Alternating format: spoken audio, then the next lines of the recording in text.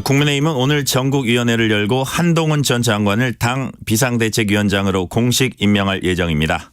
취임과 동시에 풀어야 할 과제 아주 어려운 문제들도 많습니다. 장해찬 국민의힘 청년 최고위원 전화 연결돼 있습니다. 최고위원님 안녕하세요. 안녕하세요. 장해찬입니다.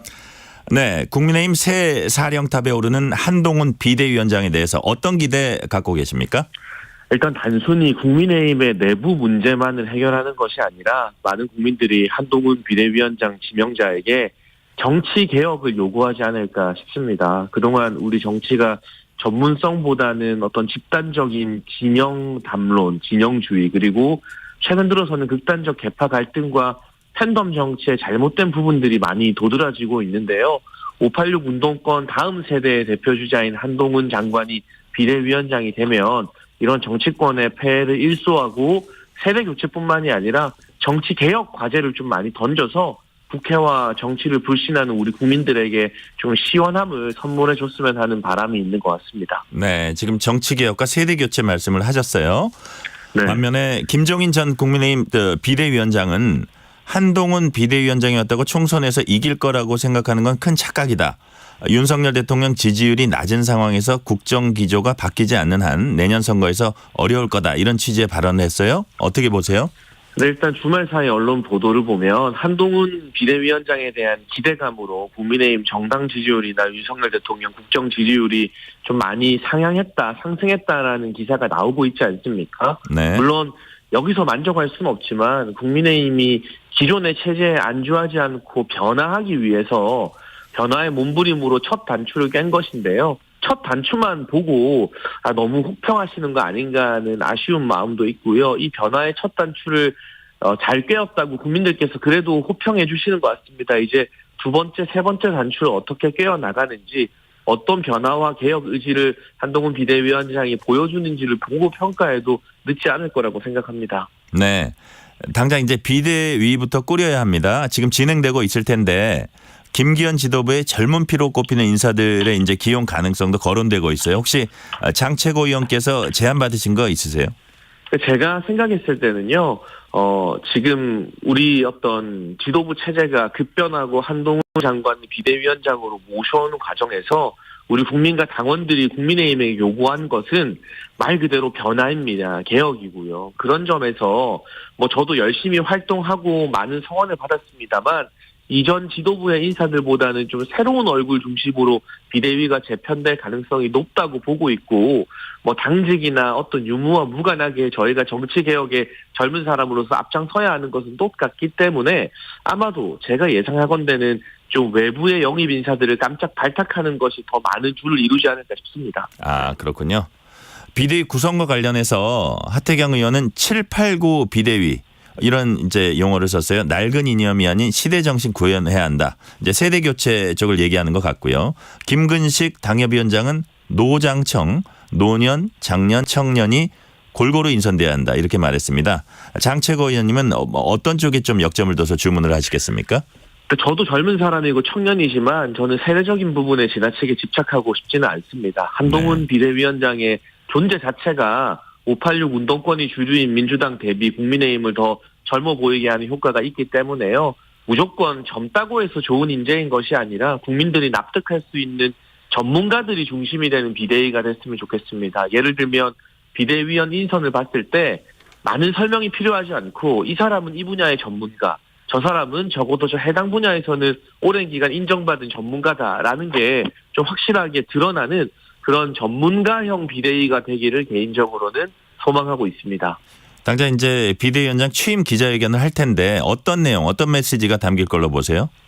저는 정치개혁에 대한 고민이 담겨있지 않을까 싶어요. 한동훈 비대위원장이 법무부 장관으로 있으면서 1년 반 넘게 우리 국회에 자주 왔잖아요. 네. 거기서 여야 의원들과 질의응답도 주고받고, 사실 한동훈 비대위원장을 지금처럼 유명하게 만든 건 민주당 의원들의 너무 수준 낮은 말꼬리 잡기와 말도 안 되는 억지 질의 때문이었죠. 그런 걸 보면서 국민들이 정치권 전반에 대한 신뢰가 많이 낮아졌는데 국민의힘이나 보수 진영에 국한되지 않고 범국민적 공감을 받을 수 있는 정치 개혁의 필요성에 대해서 한동훈 비대위원장이 취임사에서 밝히지 않을까 하는 기대감을 조심스럽게 내비치고 싶습니다. 네. 취임과 동시에 한동훈 비대위원장 앞에 난제들이 놓여 있습니다. 가장 민감한 건 역시 김건희 여사 특검법 처리 문제입니다. 이른바 쌍특검법이 통과되면은 한동훈 전 장관 어떻게 대응할 것 같습니까? 근데 사실 그 특검과 관련해서는 새로운 지도부가 아직 구성되지 않았기 때문에 제가 뭐 이렇다 저렇다 조언하거나 전망할 위치는 아닌 것 같고요. 다만 개인 의견을 전제로 그리고 현재까지 국민의힘의 많은 구성원들은 총선을 앞둔 민감한 시기에 이런 특검을 일방적으로 밀어붙이는 거는 말이 안 되는 정치 공세라고 판단을 하고 있습니다. 이게 문재인 정부에서 2년 가까이 탈탈 털어놓고 소환조차 못한 것을 어떻게 보면 다시금 총선용으로 우려먹겠다는 것밖에 되지 않는 것이고요. 이런 정쟁용 특검이 도입된다면 사실 뭐 전 정부의 어떤 영부인들에 대한 많은 의혹들, 지금 특히 김종숙 여사 옷감 같은 경우는 법원에서 공개하라는 판결이 나왔는데도 청와대에서 대통령 기록관으로 이관하면서 봉쇄하지 않았습니까? 이런 것들에 대한 정쟁 특검 요구가 빗발칠 수 있기 때문에 여야 모두가 조금 자제하고 민생 경쟁을 해야지 이런 식의 어떤 정쟁 경쟁에 나서는 것은 바람직한 방향이 아니라고 생각합니다. 네, 제가 이걸 다른 각도에서 한 번 더 질문을 해볼게요. 민주당의 비판은 이제 두 가지로 요약이 돼요. 첫 번째는 민주당 인사들에게 대해서는 그렇게 가혹하리만큼 수사를 하더니 왜 김 여사 수사는 하지 말라는 거냐, 이중잣대 아니야, 이게 하나 있고요. 두 번째는 두 번째 이제 민주당 주장이 이겁니다. 이런 것과 관련해서 대통령 설득 못한다면 대통령실과의 수평적 관계는 요원하다. 수직적 상하 관계 아니냐. 이런 주장입니다. 어떻게 보세요? 근데 이거는 대통령을 설득할 문제가 아니라요. 과연 필요한 것인가 옳고 그르냐의 문제라고 생각을 하고요. 김건희 여사에 대해서도 문재인 정부에서 1년 6개월 이상 뭐 추미애 장관 때나 박범계 장관 때 검찰총장 지휘권까지 배제하면서 정말 가혹하게 수사를 했죠. 그럼에도 불구하고 소환조차 못했고 주범이라고 할 수 있는 권오수 전 회장에 대해서 겨우 징역 6개월 집행유예 1년 정도의 판결만 받아들였을 따름입니다. 그에 반해 지금 민주당의 주요 인사들에 대해서는 뭐 조국 전 장관 일가에 대해서나 송영길 전 대표에 대해서나 줄줄이 유죄 판결이나 구속영장 발부 등의 결과가 나오고 있지 않습니까? 이재명 대표 측근들도 구속 안 된 사람 찾기가 더 어려울 정도로 죄다 구속이 되고 있는 실정입니다. 특별히 민주당에 대해서만 가혹하게 수사를 한 게 아니라 이러한 의혹 제기들도 사실 민주당 대선 경선에서 민주당 정부 때 전부 다 불거진 것이지 윤석열 정부 때 새롭게 포착해서 발견한 것은 송영길 돈봉투 정도밖에 없거든요. 이 사안을 자꾸 여야 정쟁으로 호도하는 것 자체가 민주당의 무리한 공격이라고 생각합니다. 네. 지금 말씀하신 그 연장선과 비슷한 얘기 같은데 친윤 이철규 의원이 김건희 여사 특검하려면 문재인 정부 무능부터 석고 대제해라 이런 얘기를 한 적도 있어요. 그런 연장선상의 말씀이십니까? 이렇게 수사를 안 했던 것도 아니고 의혹이 이 정부 들어서 불거진 것도 아닌 과거 사안에 대해서까지 특검이 용인된다면 이전 대통령 배우자나 영부인들 또는 뭐 이재명 대표의 배우자 김혜경 씨 등등에 대해서 특검을 못할 주제가 없다는 거죠. 그러면 우리 국회가 1년 내내 특검만 발의하고 그거 가지고 싸우다가 민생 법안을 하나도 해결하지 못하고 끝날 것을 우려하는 그런 차원의 발언이 아닐까 이해하고 있습니다. 네.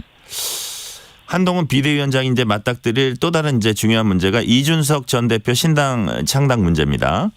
당장 내일이 이준석 전 대표가 이제 탈당을 위한 시한으로 잡은 날인데 지금 이 상황에서 한동훈 비대위원장이 할 수 있는 게 뭐가 있을까요? 저는 한동훈 비대위원장에게 주어진 우선 과제는 국민 공감을 살 수 있는 정치 개혁 그리고 국민의힘의 혁신 아젠다를 던지는 것이지 특정 인물에 대해서 뭐 거치 문제가 한동훈 비대위원장에게 주어진 주요 과제라고는 생각하지 않고 있고요. 국민의힘과 윤석열 정부가 대선 때 받았던 젊은 층, 청년층의 지지를 회복하기 위해서는 그때 우리가 어떤 공약을 제시했고 어떤 아젠다로 이 민심을 파고들었는지에 대한 복귀가 필요한 것이지 그게 한 사람에 대한 더군다나 정치적으로 또 제가 여러 번 말합니다만 식당에서 옆자리에 소리를 지른다던가 생방송 중에 아버지뻘 정치인에게 비속어를 쓴다던가 하는 인성 파탄적 면모를 보여준 특정 정치인을 붙잡고 말고를 가지고 청년 민심을 사로잡을 수 있다는 건 굉장히 잘못된 계산인 것 같아요. 그래서 그 부분보다는 오히려 다른 부분에 한동훈 비대위원장이 주목해서 메시지를 내는 게 더 필요하지 않을까 싶습니다. 네. 김근식 당협위원장은 한 비대위원장이 이 전 대표 만나는 게 당장 안 급하다. 미천 다 드러났다. 라고까지 말을 했습니다. 어떻게 생각하세요? 뭐 저도 그렇게 생각합니다. 지금 중요한 것은 이 어떤 정책과 공약들이 대선 때 청년들의 호응을 받았는가를 하나하나 점검하는 것이지 특정인에게 그것이 달려있다고 생각하지는 않고 있고요.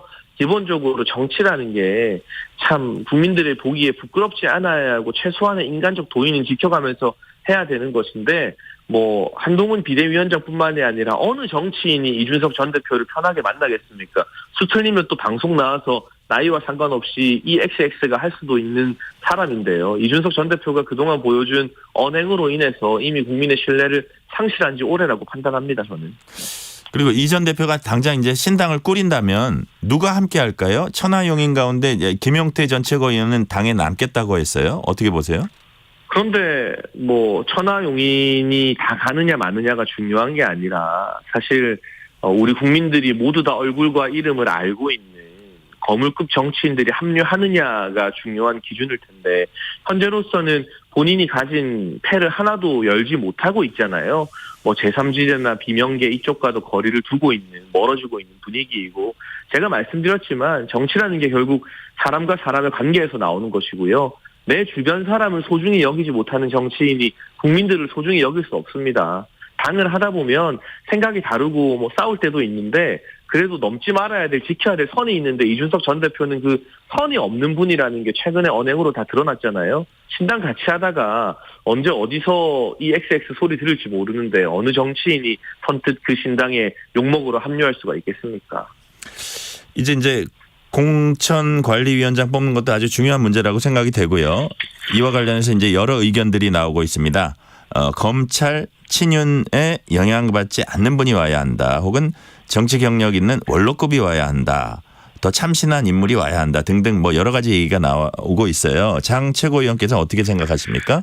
지난번 21대 국회 때 저희가 정치 원로를 공관위원장으로 모셨지만 많은 전문가들이 역대 최악의 공천이었다고 혹평을 하고 있습니다. 네. 그래서 저는 뭐 정치 경험이나 원로 이런 측면보다는 강단 있는 사람이 와야 된다고 생각을 하고요. 지금 21대 국회에 대해서는 중진들뿐만이 아니라 초선들에 대한 국민의 평가도 매우 박하다는 게 부정할 수 없는 사실입니다. 여야 마찬가지겠죠. 그러면 현역 국회의원들 기득권에 눈치 보지 않고 강단 있게 과감하게 공천 개혁을 하고 평가가 좋지 않은 사람들을 무자비하게 잘라낼 수 있는 그런 사람, 칼로 찔러서 피 한 방울 안 나올 그런 사람이 공관위원장이 돼야 한다고 생각합니다. 네, 그렇군요. 한동훈 비대위 출범에 이제 민주당에서 나온 반응은 엇갈리는 반응들이 나오고 있어요. 만만한 상대가 아니다 이런 아주 평가를 하는 분들도 있고 반면에 땡큐다, 반긴다 이런 분들도 있습니다. 왜 이럴까요? 일단 겁먹은 개가 짖는다거나 빈수레가 요란하다는 격언이 떠오르는데요. 정말 한동훈 비대위원장이 신경 쓰이지 않으면 굳이 언급할 필요도 없는데 저렇게 다 나서서 비난의 언어 그리고 공격적인 혐오의 언어를 늘어놓는다는 것은 오히려 한동훈 비대위원장이 두렵다는 반증이 아닐까 싶습니다. 실제 여론조사에서 한동훈 효과가 증명되고 있기 때문이기도 하고요. 과거 윤석열 대통령에 대해서도 비슷한 반응 보이다가 대통령 직선제 도입 이후 최초로 5년 만에 정권 교체를 당하지 않았습니까? 민주당이. 이번에도 저희가 많은 변화를 통해서 불리한 여론을 따라가야 되는 도전자의 입장이긴 합니다만 저희는 민주당의 비아냥이나 뭐 비난과 무관하게 정치 혁신이나 변화에 좀 방점을 찍을 거고요. 민주당은 계속해서 한동훈 장관에 대해서 막 공격하고 막 비난만 하다가 변화하지 못한다면 국민들은 결국 더 많은 변화의 몸부림을 취하는 정당을 선택해 주실 거라고 믿습니다. 네. 오늘 이제 한동훈 비대위원장이 취임을 하고 이번 주 후반부에 뭐 비대위가 출범을 하면 아무래도 이제 다음 주쯤 그 이재명 대표를 찾아서 인사가는 그 절차가 있을 것 같아요. 좀 네. 상징적인 장면이 될 것 같은데 어떨 것 같습니까? 그 두 사람이 같은 공간에 있는 장면 자체가 국민들에게 시사하는 바가 클 것 같습니다. 일단 뭐 진짜 검사와 검사 사칭했던 분이 같은 곳에서 악수를 하는 것도 참 신기한 일이긴 한데요. 상대적으로 누가 더 젊어 보이는가, 누가 더 대한민국의 미래를 위해서 고민하는 사람인 것 같은가, 그냥 많은 설명하지 않고 그 사진 한 장이 주는 울림이 클 것 같아서 한동훈 비대위원장이 예방 오는 것을 이재명 대표가 굉장히 초조해하고 좀 싫어하지 않을까 개인적으로 그런 심리일 거라고 좀 예상이 가네요. 네. 네. 지금은 이제 그 외나무 다리에서 한동훈, 이재명 두 사람이 이제 마주보고 섰는데 이런 그 한동훈 대 이재명 구도가 내년 총선까지 계속 갈까요? 아니면 재편될까요? 다시 말해서 이재명 체제가 내년 총선까지 이어질 거라고 보세요? 솔직히 말해서 민주당의 총선 승리를 바라는 전략가들은 이재명 대표가 적절한 시점에 뒤로 빠져야 한다고 하나같이 목소리를 높이고 있습니다. 요즘 뭐가